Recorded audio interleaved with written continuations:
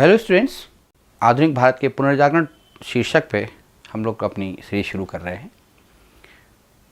उसी क्रम को आगे बढ़ाते हुए अब जो हम टॉपिक्स डिस्कस करेंगे, जो हम बात करेंगे, वो उन मोमेंट्स की या उन स्टेप्स की बात करेंगे, ख़ास तौर पे जो दलित वर्ग है या जो पिछड़ा, मतलब एक ऐसा वर्ग था जिस दौर पे हिंदुस्तान में एक पैरेलल नेशनल मूवमेंट या आज़ादी की बात चल रही थी, और उस दौर को और उस समय में एक ऐसा वर्ग भी हिंदुस्तान के अंदर था जो छुआछूत और एक ऐसी सामाजिक उल्हाना को या एक सामाजिक एक ऐसा डिप्राइवेशन को झेल रहा था। तो अब वहाँ से जो है अपने इस डिप्राइवेशन की और अपने इस एक तरीके से जो अनटचेबिलिटी है और उससे एसोसिएटेड जो उनके साथ एक भेदभाव की जो भावना हो रही है या उनके साथ जो भेदभाव हो रहा है, अब उसके विरोध में स्वर जो होने लगे, मुखरित होने लगे। ठीक है, now they people raise their voice. अब वहाँ भी आवाज़ें उठने लगी और उन्होंने आवाज़ें उठाई और आवश्यक था।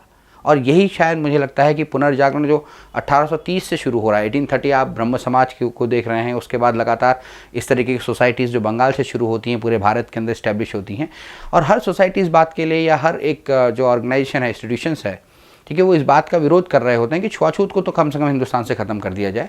सभी लोग एक ही हैं, एक ही जैसे हैं, एक ही समान हैं, तो क्यों छुआछूत है और क्यों ऐसा भेदभाव है। तो और ख़ास तौर पे यदि हम दक्षिण भारत की बात करें तो दक्षिण भारत में जो ये भेदभाव था, ये एक अलग ही पैटर्न पे हो रहा था। वहाँ पर जो ब्राह्मण्स थे, ठीक है, उन्हें जो वहाँ के जो लोकल लाइट्स हैं, जो अपने आप को द्रविडियन या द्रविड रेस से अपने आप को या उस कल्चर से अपने आप को एसोसिएट करते थे, वो ब्राह्मण्स को बेसिकली आर्य या एक ऐसी कम्युनिटी मानते थे कि जो बाहर से वहाँ आई, साउथ इंडिया के अंदर आई, दक्षिण भारत के अंदर आई, और उसने दक्षिण भारत के अंदर एक नया पैटर्न पैदा किया जिसको छुआछूत या जातिवाद के तौर पर देखा गया।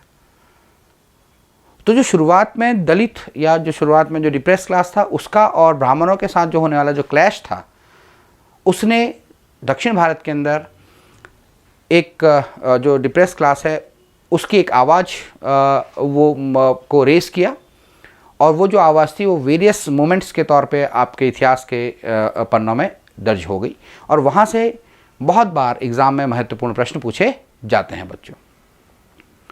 देखिए, शुरुआत करते हैं 1888 के उस दौर की, जब एक अरावीपुरम नाम केरल में एक स्थान है, वहाँ श्री नारायण गुरु के द्वारा, जो कि एक दलित कम्युनिटी से बिलोंग करते हैं, वो एक महाशिवरात्रि के दिन शिव की प्रतिमा स्थापित करते हैं। देखिए कितना इकोनोक्लास्टिक स्टेप है और सीधे चैलेंजिंग है ब्राह्मणवाद को। सामान्यतः मूर्ति की प्रतिष्ठा, उपासनाओं को स्थापित करना ब्राह्मण जो कम्युनिटी है वो अपना उस पर राइट मानती थी, लेकिन जो द्रविडियन कम्युनिटी है या जो दलित कम्युनिटी जो दक्षिण भारत के अंदर हम मानते हैं, तो उन्होंने इस बात को चैलेंज किया। और 1888 में अरावीपुरम में एक मोमेंट शुरू होता है। श्री नारायण गुरु जो हैं शिवरात्रि के दिन शिव की प्रतिमा एक स्थापित करते हैं और इस बात को कोट करते हैं वहाँ लोगों के बीच में कि यदि ऐसे एक ऐसी जातीयता की दीवार, एक ऐसी कास्टिज्म की अगर वॉल, एक ऐसे कास्टिज्म का अगर बैरियर समाज के बीच में होगा तो फिर समाज का उत्थान पॉसिबल नहीं है। We have to break that particular barrier of casteism. हमको जातिवाद की इस दीवार को क्या करना होगा, तोड़ना पड़ेगा, and we have to live like an equal human being and we have to live together। बड़ा प्रभाव पड़ा इस चीज़ का। बहुत सारे जो मूवमेंट दक्षिण भारत के अंदर होते हैं, जैसे टेम्पल एंट्री मूवमेंट या मंदिर प्रवेश जो आंदोलन है, वाइकोम मूवमेंट होता है वहाँ 1924 के आसपास, जब इस बात को एम्फेसाइज किया जाता है केरल में। एक्चुअल में वहाँ पर को देखिए, दलित वर्ग जो है वो मंदिर के रास्तों में भी नहीं चल सकता था, प्रवेश करना तो खैर बहुत बड़ी बात है।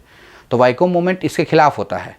वो सार्वजनिक मार्गों में, मंदिर के मार्गों में चलते हैं, वो इस राइट को डिमांड करते हैं कि why there is a casteism, why there is a sort of untouchability, why there is a sort of deprivation among the people. और 1924 में जब ये मूवमेंट आगे की तरफ को बढ़ रहा होता है और वहाँ जो दक्षिण भारत के लोग हैं वो इकट्ठा हो रहे होते हैं और समाज की इस बुराई के खिलाफ खड़े होते हैं, उसी दौरान हिंदुस्तान के अंदर 1930 में एक मूवमेंट चलता है, सिविल डिसोबीडियंस मूवमेंट। उसका जब वो ब्रेक हो जाता है 1931 में, तो भी वहाँ का जो प्रबुद्ध वर्ग है, the intellect community of the south India, वो अपने मंदिर प्रवेश मूवमेंट को, वो अपने ये अनटचेबिलिटी के रिमूवल के मूवमेंट को नहीं छोड़ती हैं। वो एंटी ब्राह्मणिज्म, वो ब्राह्मणिज्म के खिलाफ खड़े होते हैं। और इसी क्रम में प्रभाव ये पड़ता है कि 1938 के आसपास, 1936 के आसपास, 38 के आसपास तो जो सी राजगोपालाचारी की जो मद्रास प्रेसिडेंसी में एक ऑर्डर सी राजगोपालाचारी इशू करते हैं कि किसी भी टेम्पल में, किसी भी पब्लिक प्लेस में कोई भी जा सकता है, उसमें किसी भी तरीके का डिप्राइवेशन नहीं होगा। लेकिन स्पेसिफाइड 1936 में द किंग ऑफ ट्रेवनकोर, जितने भी रॉयल टेम्पल्स होते हैं, जितने भी ऐसे टेम्पल्स होते हैं जिसमें जिसका जो केयर टेकर हैं वो रॉयल हैं या गवर्नमेंट उसके केयर टेकर है, तो वहाँ वो हर किसी व्यक्ति को विदाउट एनी कास्टिज्म या विदाउट एनी कास्ट आइडेंटिटी वो हर किसी को प्रवेश करने के लिए, सार्वजनिक स्थानों का हर किसी को प्रयोग करने की क्या दे देती है, एक ऑफिशियल ऑर्डर इशू कर देते हैं। एक बहुत बड़ी जीत है ये, जब आप कास्ट के इस बैरियर को क्या करते हैं, तोड़ देते हैं।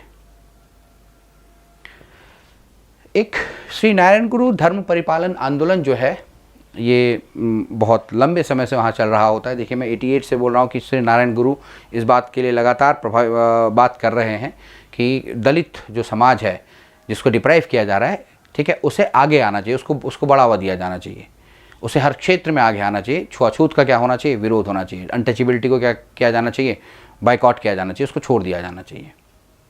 तो इसी क्रम में एक श्री नारायण गुरु धर्म परिपालन एक मूवमेंट शुरू होता है, ठीक है। श्री नारायण गुरु धर्म परिपालन मूवमेंट, हिंदी में इसको बोलते हैं श्री नारायण गुरु धर्म परिपालन आंदोलन। असल में केरल में एक उस समय की जो सबसे मेजॉरिटी की जो एक शेड्यूल कास्ट पॉपुलेशन थी वो इजरियावस पॉपुलेशन थी या इजरियावस कास्ट थी। ये जो इजरियावस कास्ट थी ये केरल की सबसे मैक्सिमम पॉपुलेटेड दलित कास्ट थी। बेसिकली इनका जो प्रोफेशन था वो शराब बनाना या ताड़ी वगैरह को बनाना हुआ करता था, ठीक है। और ये वहाँ की सबसे मैक्सिमम पॉपुलेटेड दलित कास्ट थी। अब इनके जो लोग थे उनके साथ बहुत ज़्यादा छुआछूत, डिप्राइवेशन और जो ब्राह्मण समाज था उनका विरोध करता था, उनको दूर रखता था। तो इस क्रम में श्री नारायण गुरु इस बात की बात करते हैं, वो 1902 में नारायण गुरु धर्म परिपालन योगम की स्थापना करते हैं। एक ऐसे संगठन को बनाते हैं जहाँ पर को इस बात की लगातार डिमांड करी जाती है कि जो इजरियावस कम्युनिटी है, यहाँ के जो लोग हैं, यहाँ के जो खासतौर पे यहाँ के जो युवा हैं, यूथ है, उन्हें स्कूलों में एडमिशन दिया जाए। आप सोचिए कि आपका दलित होना कितना बड़ा उस समय के हिंदुस्तान में एक अपराध होता था कि आपको स्कूल के अंदर एडमिशन नहीं मिलता था। नेल्सन मंडेला का एक स्टेटमेंट है, Nelson Mandela African president, South Africa president रह चुके हैं, उनका एक स्टेटमेंट है कि education is the strongest weapon to change the society. शिक्षा एक सुदृढ़ हथियार है जो कि समाज को परिवर्तित कर सकता है, देश को आगे लेके जा सकता है। अब सोचिए, यदि एक लार्ज कम्युनिटी शिक्षित ही न रह पाए तो चेंज की तो बात सोचना भी क्या है, बहुत दूर की कौड़ी है। It is very hard to change the society और the nation if you are by the any means like untouchability or any deprivation. If you are not getting the opportunity to join any schools, then how come the society will get change and the nation become as a developed nation? तो जब यहाँ पर को जो श्री नारायण गुरु योगम, जो श्री नारायण गुरु धर्म परिपालन योगम है, यहाँ इस बात की डिमांड करी गई थी कि जो इजरियावस जो कम्युनिटी है केरल की, उनके युवाओं को स्कूलों में एडमिशन दिया जाए, ये इनकी डिमांड थी। They must take admission into the schools, they must join the government jobs, उनको सरकारी जो अवसर हैं, सरकारी नौकरियां, उनको ज्वाइन करना चाहिए। They must that enter into the temples, उनको मंदिरों के अंदर प्रवेश किया जाना चाहिए, ज़बरदस्ती प्रवेश करिए लेकिन आपको जाना चाहिए, उस रूढ़ी को तोड़ना चाहिए। And they must get that political representation, उनको राजनीतिक प्रतिनिधित्व भी प्राप्त होना चाहिए। तो इस बात के लिए श्री नारायण गुरु धर्म परिपालन जो योगम है वो लगातार काम करता है।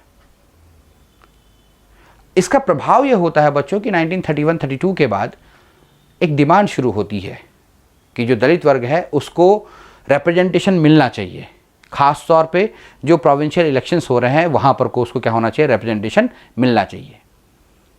आप जस्टिस पार्टी की बात करेंगे, ठीक है। तो जो जस्टिस पार्टी है वो इस बात को डिमांड करती है कि आपको पॉलिटिकल रिप्रेजेंटेशन मिलना चाहिए, खास तौर पे उस वर्ग को जो द्रविडियन स्पीकिंग वर्ग है और एंटी ब्राह्मणिज्म है, जो वहाँ पर को जो ब्राह्मणिज्म जो दक्षिण भारत के अंदर आता है, तो वहाँ पर को एक तरीके के छुआछूत और एक तरीके की जो नॉर्थ इंडिया का जो ट्रेडिशन है छुआछूत का, भेदभाव का, वो ट्रेडिशन वहाँ पर वो क्रिएट करता है। एंड जो द्रविडियन स्पीकिंग पीपल हैं दे से इसकी वी आर ऑल सेम, तो हम इस ट्रेडिशन को क्यों एक्सेप्ट करें, क्योंकि वो जो ब्राह्मण कम्युनिटी है वो जब भी शिफ्ट करती है किसी भी जगह से, वहाँ शिफ्ट करी गई होगी तो बहुत रिच है, कोई ज़मींदार है, ठीक है, कोई दीवान है, कोई किंग है, और जो उनके खेतों में काम करने वाले या जो उनके गांव के क्षेत्र में रहने वाले लोग हैं वो बहुत ज़्यादा मतलब इकोनॉमिकली स्ट्रांग नहीं है, तो शायद लंबे समय तक उनका क्या हो रहा है, शोषण हो रहा है।